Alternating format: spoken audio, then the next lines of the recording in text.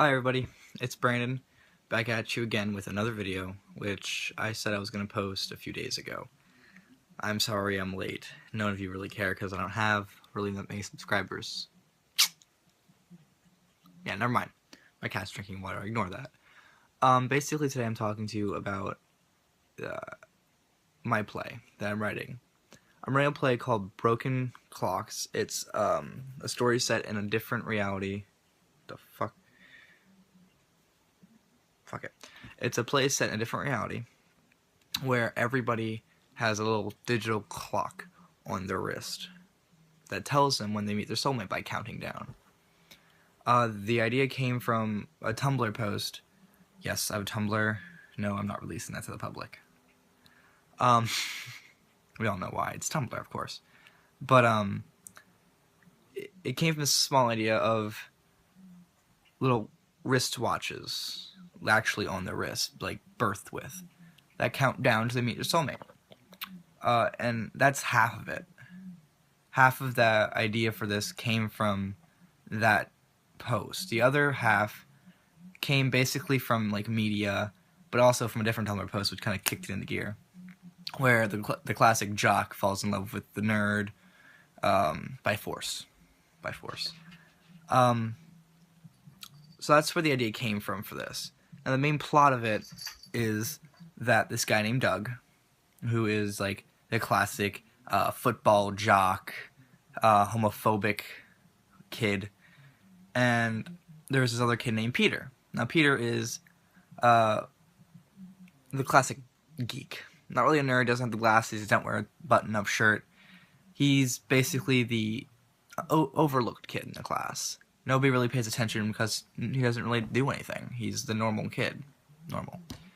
But basically what happens is Doug gets transferred to Peter's school, and both of their clocks on the first day that Doug is there go off.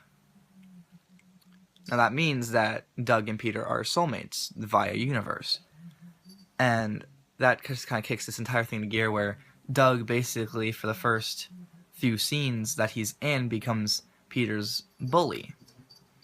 And in the last scene before the beginning of the resolution is where Doug, in the locker room, gets into a fist fight with Peter. Now Peter, of course, being the scrawny little guy he is, can't fight back, and Doug punches him square in the back, like the lower back, breaking his spine and paralyzing him from the waist down, which means he's confined to a wheelchair for the almost entirety of the play. I'm not going to spoil the ending because the ending is really cool, I think, if I go the way I want it to, but I'll keep you updated. So how do I start writing a play? I started writing a play. I started out as actually trying to be a book, because I've tried writing books before. I actually have an old example of a book I wrote over there. But basically, it started off as a book, and then I realized, hey, it's a lot easier, in my point of view, to write a play, because I'm an actor in high school. I'm not really a big league actor yet, which I want to be. I don't have the right face for it because I'm ugly as shit, but I know kind of how scripts work. And you can write a lot more into a script than you can a book, because actual people might be acting it. So through that, I started this little red notebook, and I basically wrote down the bare bones of a script. Now, it being my first draft, I thought, this is really good. This is amazing. Excuse me. And I opened the play up with a monologue. And the monologue I have really big handwriting, but the monologue in the notebook was about that big, which is about 4 lines.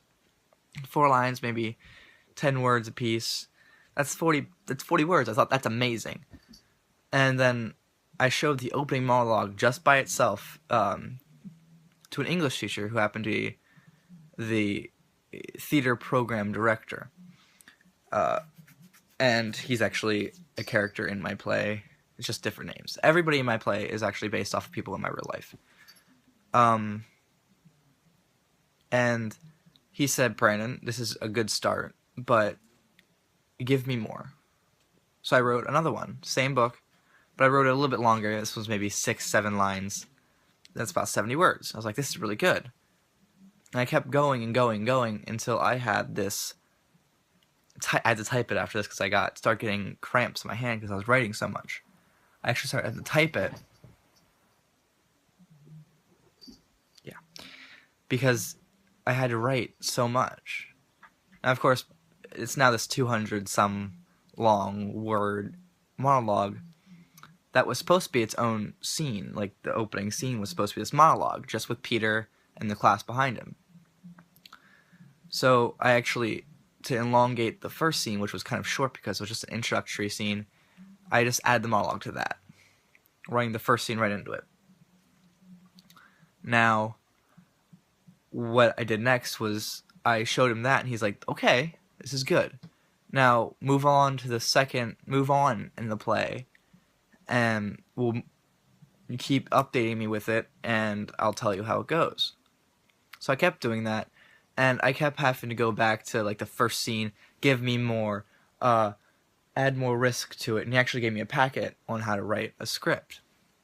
And I found that really interesting, but it didn't really help me a lot because it didn't pertain to what I was writing. I was writing a modern love story. So that's that. And that's where I started. Now, currently, I'm not that far in because I keep going back to revise it. I'm only on Act 1, Scene 7. I think I'm just starting Act 1, Scene 7 right now. And it's going really well. So all I have to say to you guys that want to write your own play or musical or stage, right, or a show, keep pursuing it. Never stop because you think it's bad. Find somebody that knows what they're talking about, or even I wouldn't suggest Reddit, but go on, like, online and post it there. But you gotta make sure that people don't steal it from you. I had a threat of that a few days ago. I was gonna post on the internet like, people are gonna steal it from you. No, don't do that. So I didn't. Make sure you have a credible website, or even, like, email it to somebody that you know and you trust, because that can always be a better thing to do.